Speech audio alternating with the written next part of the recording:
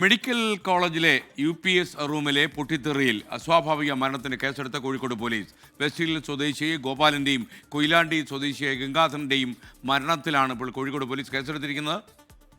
ഞാനിവിടെ എടുത്ത് കഴിയിരുന്നു. അപ്പോൾ ഇന്നലെ സമയം പോകുന്തോറും കുറച്ച് ബുദ്ധിമുട്ട് പോലെ തോന്നിയിരുന്നു. പെട്ടെന്നാണ് ഇത് സംഭവിച്ചത്. തീപിടുത്തം പുകയും എല്ലാം കൂടി വന്നു. പെട്ടെന്ന് അതെന്താണെന്നുള്ളത് നമുക്ക് പെട്ടെന്ന് അറിയണം. തീപിടുത്തം എങ്ങനെയാണെന്ന് നമുക്ക് പറയാൻ പറ്റില്ലല്ലോ. അതിൽ പുക ഒക്കെ സ്വച്ചിട്ട് അതാണോ, ഇനിയിപ്പോൾ ഇത് വയറിങ് കത്തിയിട്ട് ഇത് കട്ടായത് കൊണ്ടാണോ മരിച്ചതെന്ന് രണ്ടും പറയാൻ പറ്റില്ല. പുതിയ ബിൽഡിങ്ങല്ലേ, 2 വർഷമായിട്ടല്ലേ ഉള്ളൂ. അങ്ങനത്തെ ഒരു ബിൽഡിങ്ങിൽ ഒരു തീപിടുത്തോ വയർ ഷോട്ടോ ഉണ്ടാവാൻ പാടില്ലല്ലോ. സാധാരണ 10-40 വർഷം പഴക്കമുള്ള ബിൽഡിങ്ങുകളൊക്കെ വയറൊക്കെ ഉണ്ടാവും. പക്ഷെ ഇത് 2 വർഷമായ ബിൽഡിങ്ങിൽ എങ്ങനെ ഉണ്ടാവുക? അപ്പോൾ അതിൽ അന്വേഷണം തന്നെ വേണം. ഇത് കോൺട്രാക്ട് എടുത്താലോ ഇതാവും. ഇനി നാളെ ഇത് ഇങ്ങനത്തെ ഒരു സംഭവം ഉണ്ടാവാൻ പാടില്ലല്ലോ. പൊട്ടിത്തെറിയിൽ സമഗ്ര അന്വേഷണം വേണമെന്ന് Kozhikode DCC president K. Praveen Kumar ആവശ്യപ്പെട്ടു. കാഷ്വാലിറ്റിയിൽ അപകടം ഉണ്ടാകാൻ പാടുണ്ടോ? ഏറെ ഗൗരവത്തോടു കൂടി കാസൂക്ഷിക്കേണ്ട പരിരക്ഷിക്കേണ്ട സാധനമാണ് കാഷ്വാലിറ്റി. അപകടം ഉണ്ടായി. എന്നാൽ എത്ര രോഗികൾ ഇപ്പോൾ എവിടെയൊക്കെ ഇവർ പറയട്ടെ. എത്ര രോഗികൾ ഏതെല്ലാം ആശുപത്രിയിലുണ്ട്, വീട്ടിലേക്ക് എത്ര ആളുകൾ വിട്ടുപോയി എന്ന് കൃത്യം കണക്കുണ്ടോ? ഈ നിമിഷം വരെ കിട്ടും. ഞാൻ ഇന്ന് രാവിലെ പ്രിൻസിപ്പൽ വിളിച്ചിട്ടാണ് പറഞ്ഞത്, കൃത്യമായ കണക്ക് ഇപ്പോഴും ആയിട്ടില്ല. അടിയന്തരമായി ഇന്ന് തന്നെ ബദൽ സംവിധാനം ഉണ്ടാക്കണം, കാഷ്വാലിറ്റി പ്രവർത്തിക്കണം, മൃതദേഹം പോസ്റ്റ്മോർട്ടം ചെയ്യണം, സമഗ്രമായ അന്വേഷണം വേണം. ഉച്ചയോടെ ഇന്ന് ആരോഗ്യവകുപ്പ് മന്ത്രി വീണ ജോർജ് കോഴിക്കോട് മെഡിക്കൽ കോളേജ് സന്ദർശിക്കുമെന്ന് അറിയുന്നു. കോഴിക്കോട് മെഡിക്കൽ കോളേജിൽ നിന്ന് അഭിജിത്ത് മുഴക്കുന്ന് ചേരും. കാഷ്വാലിറ്റിക്ക് മുന്നിലാണ് ഇപ്പോൾ അഭിജിത്ത് ഉള്ളത്. ഈ കാഷ്വാലിറ്റിയിലാണ് പ്രശ്നങ്ങളുണ്ടായത്. അതുപോലെ മൃതങ്ങൾ ഉള്ള മോർച്ചറിക്ക് മുന്നിൽ നിന്ന് മിഥില ബാലൻ കൂടി ചേരും. ആദ്യം അഭിജിത്തിലേക്ക്. അഭിജിത്ത്, ശരിക്കും ഇപ്പോഴും മെഡിക്കൽ കോളേജിലെ ഈ അപകടത്തിൻ്റെ ദുരൂഹത നീങ്ങിയില്ലേ?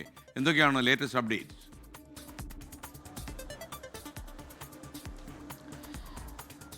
ദുരൂഹത നീങ്ങിയിട്ടില്ല എന്ന് തന്നെ പറയാം. കാരണം ഈ ദുരൂഹത നീങ്ങണമെങ്കിൽ എങ്ങനെയാണ് ഈ അപകടം ഉണ്ടായത് എന്നതിനെക്കുറിച്ച് വ്യക്തമായ ഒരു ഉത്തരം ലഭിക്കേണ്ടതുണ്ട്. ഇന്നലെ ഏതാണ്ട് 7:45 മണി സമയത്താണ് ഈ പ്രശ്നങ്ങളുടെയൊക്കെ തുടക്കം. ആദ്യം ഇവിടെ ഉണ്ടായിരുന്നവർ ഒരു പൊട്ടിത്തെറി കേൾക്കുന്നു. അതിനു പിന്നാലെ പുകയുരുന്നൊരു സാഹചര്യങ്ങളിലേക്ക് കാര്യങ്ങൾ മാറി. പിന്നാലെ എല്ലാ രോഗികളും, ഇവിടെ ഉണ്ടായിരുന്ന രോഗികൾ ഉൾപ്പെടെ എല്ലാവരും പുറത്തേക്ക് ഇരച്ച് വരുന്നൊരു സ്ഥിതിവിശേഷമുണ്ടായി. വലിയ ഒരു ആശങ്കപ്പെടുത്തുന്ന സാഹചര്യമാണ് തുടക്കത്തിലുണ്ടായത്. അതിന് പിന്നാലെയാണ് ഇങ്ങനെ ഒരു ഷോർട്ട് സർക്യൂട്ടാണ് ഇത്തരം പുക ഉയരാൻ കാരണമായത് എന്നുള്ളൊരു നിഗമനത്തിലേക്ക്, അങ്ങനെ ഒരു പ്രാഥമികമായ വിലയിരുത്തലിലേക്ക് എത്തുന്നത്. പക്ഷേ പ്രശ്നം ഇതൊരു പുതിയ കെട്ടിടമാണ്. 2023 മാത്രം പണി കഴിപ്പിച്ചൊരു കെട്ടിടമാണ്. അവിടെയാണ് ഈ രീതിയിലുള്ളൊരു പ്രശ്നമുണ്ടായത്. പക്ഷേ അത് കഴിഞ്ഞ് ഈ രോഗികൾ ഉൾപ്പെടെയുള്ളവർക്ക് പുറത്തേക്ക് ഇറങ്ങുന്നതിൽ ഏതെങ്കിലും തരത്തിലുള്ള ബുദ്ധിമുട്ടുണ്ടായോ എന്നുള്ളതാണ് ഏറ്റവും പ്രധാനപ്പെട്ട ഒരു ചോദ്യം. കാരണം കൃത്യമായി ഈ എമർജൻസി എക്സിറ്റുകൾ പ്രവർത്തിച്ചിരുന്നു. ഒരു വാതിലിൽ കൂടി മാത്രമാണ്, ഒരു എക്സിറ്റിൽ കൂടി മാത്രമാണ് ഈ രോഗികൾ ഉൾപ്പെടെയുള്ളവർ പുറത്തേക്ക് എത്തിയത് എന്നുള്ളതാണ് ഇവിടെ ഉണ്ടായിരുന്നവർ പറയുന്നത്. അങ്ങനെയെങ്കിൽ മറ്റ് എമർജൻസി എക്സിറ്റുകൾ എന്തുകൊണ്ട് പ്രവർത്തിച്ചില്ല എന്നൊരു ചോദ്യം അവിടെ നിലനിൽക്കുന്നുണ്ട്. കൂടാതെ തന്നെ വൈദ്യുതി കട്ടാവുന്നൊരു സാഹചര്യം ഉണ്ടായിരുന്നു. കാരണം ഈ ഷോർട്ട് സർക്യൂട്ട് ഉണ്ടാവുന്നു, അതിനു പിന്നാലെ വൈദ്യുതി വിച്ഛേദിക്കപ്പെടുന്നു, പിന്നാലെ ലിഫ്റ്റുകൾ പ്രവർത്തനരഹിതമായി. ഇവിടെ ഉള്ളവരെ ഈ പ്രശ്നങ്ങളെക്കുറിച്ച് അറിയിക്കുന്നതിനായി അനൗൺസ്മെൻറ്റ് സംവിധാനങ്ങൾ ഉൾപ്പെടെ ഇവിടെ പ്രവർത്തിച്ചിരുന്നില്ല. അങ്ങനെ ഒരു സാഹചര്യങ്ങളിലേക്ക് മാറുന്നു. അതിനെ തുടർന്നാണ് അതിനു പിന്നാലെ ഈ മരണവുമായി ബന്ധപ്പെട്ട ചില ആരോപണങ്ങൾ കൂടി വരുന്നത്. അതിലിപ്പോൾ കുടുംബം പരാതിയുമായി രംഗത്തെത്തിയിട്ടുണ്ട് എന്നുള്ളതാണ് മറ്റൊരു പ്രധാനപ്പെട്ട കാര്യം. മെഡിക്കൽ കോളേജ് പോലീസ് സ്റ്റേഷനിൽ കുടുംബം നൽകിയ പരാതിയുടെ അടിസ്ഥാനത്തിൽ നിലവിൽ ഇപ്പോൾ 2 അസ്വാഭാവിക മരണത്തിനുള്ള കേസുകൾ വന്നിട്ടുണ്ട്. അങ്ങനെയെങ്കിൽ പോസ്റ്റ്മോർട്ടം നടപടികളിലേക്ക് കടക്കുന്നു എന്നുള്ളതാണ് മറ്റൊരു കാര്യം. ഈ പോസ്റ്റ്മോർട്ടം നടപടികൾക്ക് ശേഷം മാത്രമേ എങ്ങനെയാണ് ഇവരുടെ മരണം സംഭവിച്ചത് എന്ന കാര്യത്തിൽ ഒരു വ്യക്തത വരികയുള്ളൂ. കാരണം ഇന്നലെ T. സിദ്ദിഖ് MLA ഉൾപ്പെടെയുള്ളവർ പറഞ്ഞത് ഈ അപകടം നടന്നതിന് പിന്നാലെ ഉണ്ടായ പുക ശ്വസിച്ചാണ് ഈ മരണം സംഭവിച്ചത് എന്നുള്ള ഒരു ആരോപണമാണ്. അത് കുടുംബത്തിൻ്റെ പരാതിയുമായിരുന്നു. ഏതായാലും ആ പരാതി അന്വേഷിക്കപ്പെടുന്നു എന്നുള്ളത് ഏറ്റവും പ്രധാനമായി തന്നെ നമ്മൾ നോക്കിക്കാണേണ്ട കാര്യമാണ്. ഇവിടെ ഇപ്പോൾ അല്പസമയത്തിനകം തന്നെ ടെക്നിക്കൽ വിഭാഗവും കൂടാതെ ഫയർഫോഴ്സിൻ്റെയും ഒരു പരിശോധനയുണ്ടാകും. ഈ UPS ഷോർട്ട് സർക്യൂട്ട് ആയതാണ് ഈ അപകടത്തിലേക്ക് നയിച്ചത് എന്നാണ് പറയുന്നത്. അങ്ങനെയെങ്കിൽ അതുമായി ബന്ധപ്പെട്ട കൂടുതൽ വിശദമായ ഒരു അന്വേഷണത്തിലേക്ക് കാര്യങ്ങൾ കടക്കും. ഒപ്പം തന്നെ ഈ അപകടം നടന്നതിന് പിന്നാലെ ഏതെങ്കിലും തരത്തിലുള്ള വീഴ്ച ഈ മെഡിക്കൽ കോളേജ് അധികൃതരുടെ ഭാഗത്തുനിന്നുണ്ടായോ എന്നുള്ളതാണ് രണ്ടാമത്തെ ചോദ്യം. ഇക്കാര്യത്തിൽ ഒരു തീരുമാനമുണ്ടാകും. ഇവിടെ ഇപ്പോൾ കാഷ്വാലിറ്റി പ്രവർത്തിക്കുന്നില്ല. നമുക്ക് ദൃശ്യങ്ങളിൽ കാണാം, ഇവിടെ സീൽ ചെയ്തിട്ടുണ്ട്.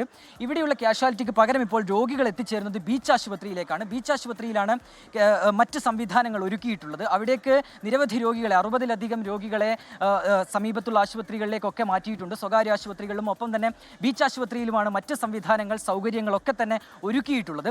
അതിൽ ബീച്ച് ആശുപത്രിയിൽ പ്രവേശിപ്പിക്കപ്പെട്ടവർക്ക് എല്ലാ സൗകര്യങ്ങളും, അതായത് മെഡിക്കൽ കോളേജിൽ നിന്ന് പ്രത്യേകമായിട്ടുള്ള ഒരു സംഘത്തെ തന്നെ അവിടെ നിയോഗിക്കുമെന്ന് പറഞ്ഞിട്ടുണ്ട്. SKN, ഇതിൽ മറ്റൊരു പ്രശ്നം വരുന്നത് ഈ ആശുപത്രികളിൽ പ്രവേശിക്കപ്പെട്ടവരുടെ ചികിത്സയുമായി ബന്ധപ്പെട്ടാണ്. സ്വകാര്യ ആശുപത്രികളിലേക്ക് പോയവരുടെ ചികിത്സ അവർക്ക് വലിയ രീതിയിലുള്ള പണം ചിലവാകുന്ന ഒരു പ്രശ്നം അവരുടെ ബന്ധുക്കളൊക്കെ തന്നെ ഉന്നയിക്കുന്നുണ്ട്. അതിൽ എന്താണ് ഇപ്പോൾ സർക്കാർ ഒരു തീരുമാനമെടുക്കുക എന്നുള്ളതും ഉറ്റുനോക്കുന്ന കാര്യമാണ്. ആരോഗ്യമന്ത്രി വീണ ജോർജ് അല്പസമയത്തിനകം തന്നെ കോഴിക്കോട് മെഡിക്കൽ കോളേജിലേക്ക് എത്തുമെന്നാണ് നമ്മൾ മനസ്സിലാക്കുന്നത്. അങ്ങനെയെങ്കിൽ അതിന് ശേഷം ഒരു മെഡിക്കൽ ബോർഡ് യോഗം ചേരുന്നുണ്ട്. ഈ യോഗത്തിൽ ഉണ്ടാവുന്ന തീരുമാനങ്ങളാണ് ഏറ്റവും പ്രധാനപ്പെട്ട നിർണായകമായ തീരുമാനങ്ങൾ. അതിനുശേഷമായിരിക്കും ഇവരുടെ ചികിത്സയുമായി ബന്ധപ്പെട്ട കാര്യങ്ങളിലൊക്കെ തന്നെ ഒരു വ്യക്തത ഉണ്ടാവുക. ഏതായാലും SKN, രണ്ട് കാര്യങ്ങളിൽ ഒരു വ്യക്തത വരണം. അതിലൊന്ന് എങ്ങനെ ഈ അപകടം ഉണ്ടായി എന്നുള്ളതാണ്. മറ്റൊന്ന് ഏതെങ്കിലും തരത്തിലുള്ള വീഴ്ച മെഡിക്കൽ കോളേജ് അധികൃതരുടെ ഭാഗത്തുനിന്നുണ്ടായോ എന്ന കാര്യത്തിലാണ്. ഓക്കെ, അഭിജിത്ത് മുഴക്കുന്നാണ് വിവരങ്ങൾ നൽകിയത്. കാഷ്വാലിറ്റി ഉണ്ടായാൽ എന്ത് ചെയ്യണം എന്നറിയാതെ പോയോ ഇന്നലെ കോഴിക്കോട് മെഡിക്കൽ കോളേജ് ആശുപത്രി എന്ന് അറിയില്ല.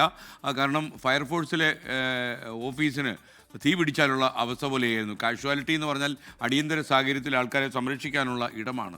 അവിടെ തന്നെ അത്യാഹിതം ഉണ്ടായാൽ അത്യാഹിത വിഭാഗം നിയന്ത്രണം വിട്ടു പോകും എന്ന രീതിയിലായിരുന്നു. കാരണം ഈ പ്രശ്നം ഉണ്ടായപ്പോൾ വല്ലാത്ത പരിഭ്രാന്തി അവിടെ ഉണ്ടായി. ഇപ്പോൾ കാഷ്വാലിറ്റിയിലല്ല, മോർച്ചറിക്ക് മുന്നിൽ നിന്ന മിഥില ബാലൻ കൂടി നമുക്കൊപ്പം ചേരുകയാണ്. മിഥില, എന്തെങ്കിലും കൂടുതൽ വിവരങ്ങൾ നമുക്ക് ലഭിച്ചോ?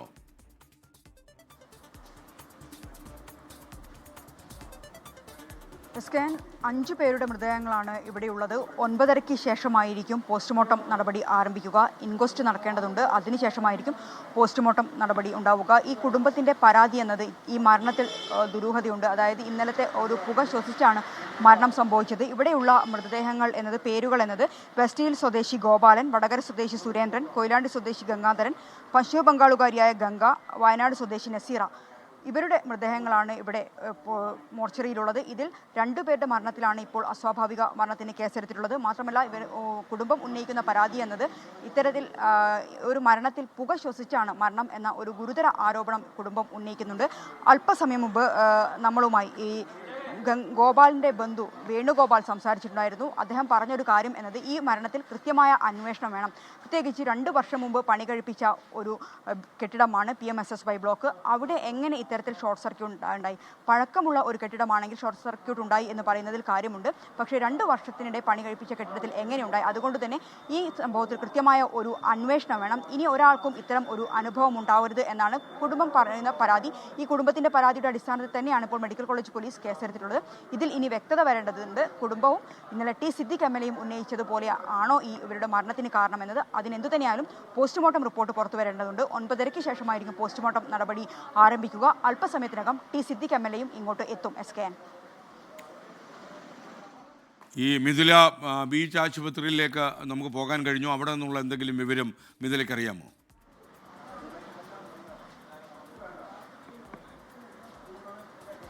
SKN, തീർച്ചയായും ഇന്നലെ ഈ ഒരു സംഭവം ഉണ്ടായ ഉടൻ തന്നെ ബദൽ കാഷ്വാലിറ്റി എന്ന രീതിയിൽ കോഴിക്കോട് ബീച്ച് ആശുപത്രിയെ മാറ്റിയിട്ടുണ്ടായിരുന്നു. ആരോഗ്യമന്ത്രി വീണ ജോർജിൻ്റെ നിർദ്ദേശത്തെ തുടർന്നായിരുന്നു ഇത്. ഇന്നലെ കോഴിക്കോട് മെഡിക്കൽ കോളേജിൽ ഇത്തരത്തിൽ പുക ഉണ്ടായ സംഭവം പലതരത്തിലുള്ള സന്ദേശങ്ങളായി പുറത്തു പോയിട്ടുണ്ടായിരുന്നു. അതുകൊണ്ട് തന്നെ അങ്ങോട്ട് എമർജൻസി അടിസ്ഥാനത്തിൽ വരുന്ന രോഗികളെ ഒരിക്കലും കോഴിക്കോട് മെഡിക്കൽ കോളേജിലേക്ക് കൊണ്ടുവരരുത് എന്ന ഒരു നിർദ്ദേശമുണ്ടായിരുന്നു. ഇതിനെ തുടർന്ന് കോഴിക്കോട് മെഡിക്കൽ കോളേജിലേക്ക് എത്തേണ്ട രോഗികളെല്ലാം വന്നിട്ടുണ്ടായിരുന്നത് കോഴിക്കോട് ബീച്ച് ആശുപത്രിയിലാണ്.